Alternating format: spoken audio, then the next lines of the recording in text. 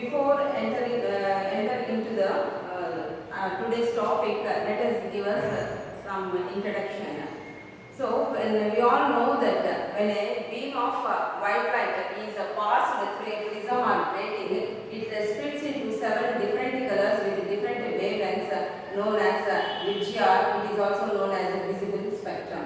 In this visible spectrum has a wavelength range of 4,300 angstrom units to 7,600 angstrom units. That means 4,300 angstrom units corresponds to violet light and 7,600 angstrom units corresponds to the red light.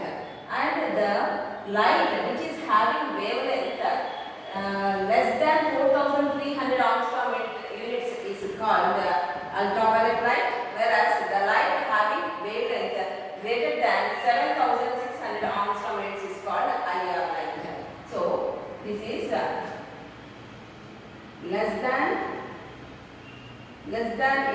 than 4,300 angstrom units to 7,600 angstrom units, Vidyar, violet,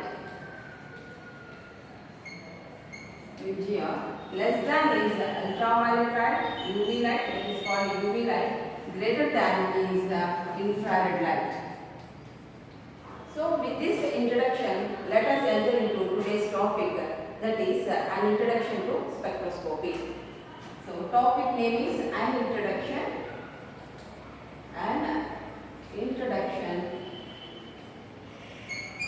to spectroscopy.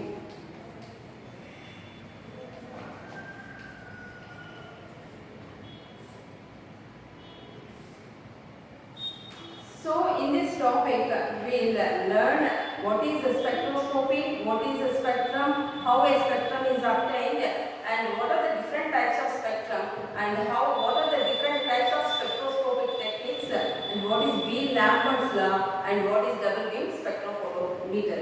So let us start. What is a spectrum?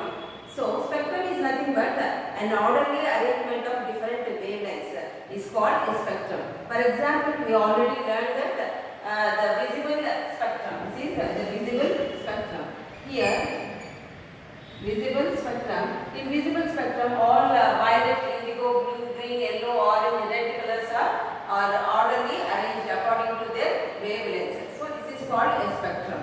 Then what is a spectroscopy? Spectroscopy is an analytical technique that is used for the structural elucidation of organic compounds. Then how a spectrum is obtained? A spectrum is obtained when when a matter interacts with electromagnetic radiations. Matter interacts with electromagnetic radiations, then a spectrum is obtained. So what is electromagnetic radiation? We all know that light is a source of energy. So light is also called electromagnetic radiation. So this electromagnetic light has it travels in the form of a wave. So it has the properties of a wave. That means light has a wavelength.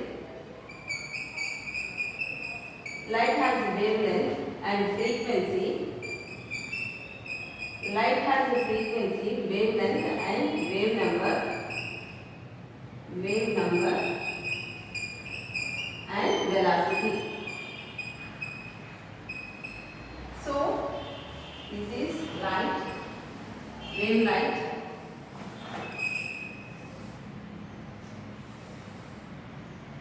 So then what is wavelength? What is frequency? What is wave number?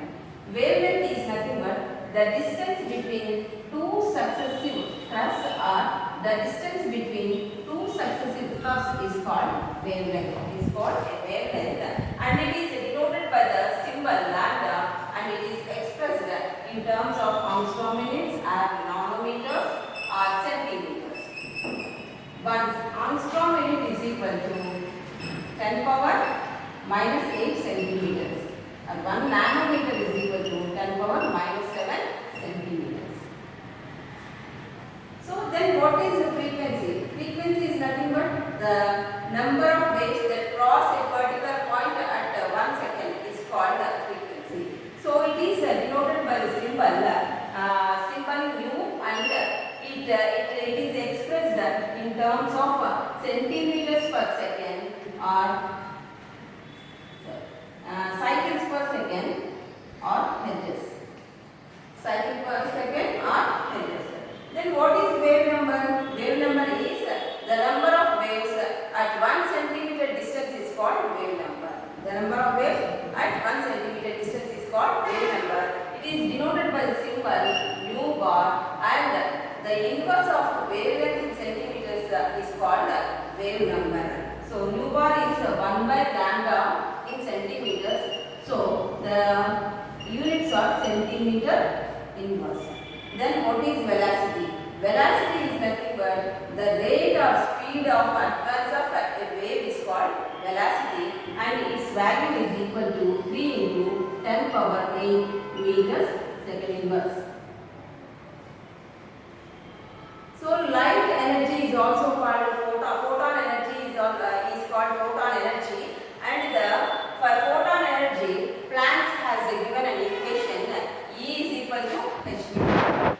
E is equal to h nu, where E is the energy of light. Energy of light. H is the Planck's constant. Planck's constant. Its value is 6.626 into 10 power minus 34 joules a second. And nu is the frequency of radiation. Frequency of light. So E is equal to Planck's relation is Planck's equation is E is equal to h nu. That means the relation between nu and E is directly proportional. But we all know that nu is equal to c by lambda. That is equal to E is equal to h nu. That is equal to h c by lambda. Then the relation between E and lambda, that is here c is the velocity of light, lambda is the wavelength of light. So as the wavelength increases, energy decreases. As the wavelength decreases, energy increases. That means the relation between energy of light and wavelength is inversely proportional to one another. For example, in Guccione spectrum, violet has a wavelength, low wavelength when compared with red light. Because so the wavelength is low means it has high energy, whereas red is having a high wavelength, so it has a low energy. That means energy. The Planck's relation gives the relationship between E and lambda. The relation is inversely proportional to one another. E is inversely proportional to lambda. That is wavelength. Then what are the different types of spectrum? Mainly spectrum are two types. One is absorption spectrum. Second one is emission spectrum. Absorption and absorption spectrum.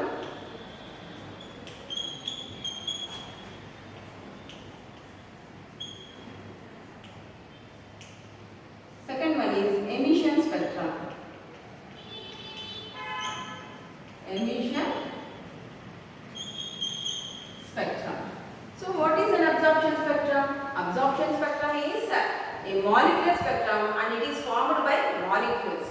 So in which it is expressed as a plot of wavelength, as a plot of absorbance versus wavelength, in which in absorption spectrum we observe peaks or valleys, peaks of absorbance or valleys of transmission. Peaks of absorbance peaks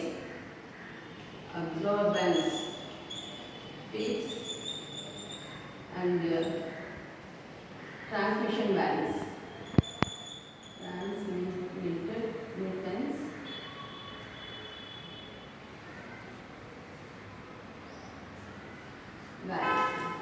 So absorption spectrum is a molecular spectrum. So we all know that molecular energy levels are quantized, and absorption of energy takes place only when the light energy is exactly equivalent to the energy difference between the occupied and unoccupied levels. Then what is emission spectrum? Emission spectrum is nothing but it is an atomic spectrum. It is formed by atoms, in which in emission spectrum we can observe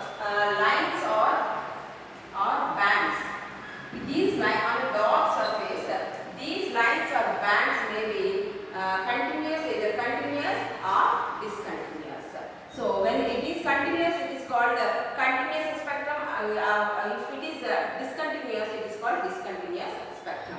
Then what are the different types of spectroscopic techniques? So we can we have 5 different types of spectroscopic techniques are there. One is rotational,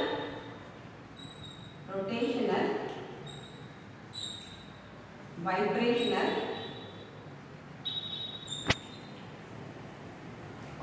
electronic,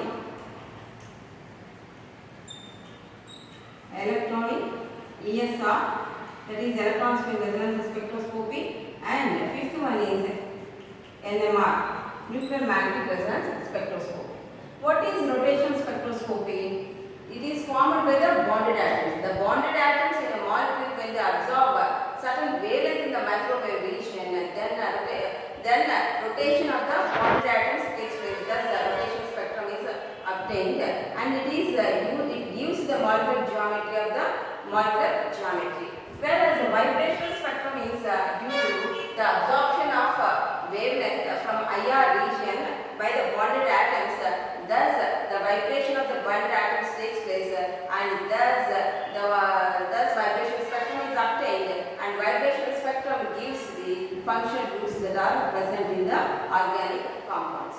And whereas the electronic spectrum is due to the outer electrons that are present, that is the sigma pi and electrons, when they absorb a certain wavelength from the UV visible region, they undergo transition. Thus, the electronic spectra is obtained, and it is used for the identification of chromophores. Whereas in ESR spectrum, that is electron spin resonance spectroscopy or spectroscopy, the electrons absorb the low unpaired electrons. The outer unpaired electrons absorb certain wavelength in the microwave region under the influence of external magnetic field, and thus undergo transition. Thus, electron spin resonance spectra is obtained. Whereas in NMR and it is used for the structural identification of paramagnetic substances. Then NMR spectroscopy. In NMR spectroscopy, the nucleus that is present in the nucleus absorbs a certain wavelength in the radio wave region and undergo transition under the influence of external magnetic field, and thus NMR spectra is obtained. And NMR spectra is used for the chemical environment that is present in the organic compounds. What are the types of protons present in the organic compound? Whether they are equivalent protons or non-equivalent protons, how many equivalent and non-equivalent protons are present, all this information gives NMR spectra gives all this information. So all these spectroscopic techniques, that is rotational spectroscopy, vibrational, electronic, ESR, NMR spectroscopy, all these spectroscopic techniques are superior over classical methods or conventional methods, because in terms of quantity and quantity of the sample required, not only quantity of the sample but also time consumed for the analysis. When compared with the classical methods or when compared with other conventional methods, spectroscopic methods require very little sample and very small time is required for the analysis.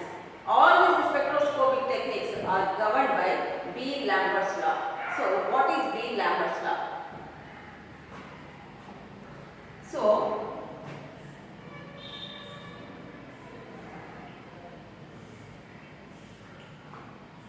is allowed to pass through a solution of uniform concentration.